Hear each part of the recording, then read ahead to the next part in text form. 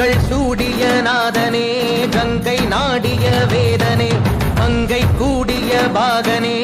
ஈசா ஆக்கும் போதில் அவன் பிரம்மனே காக்கும் போதில் அவன் விஷ்ணுவே நீக்கும் போதில் அவன் ருத்ரனே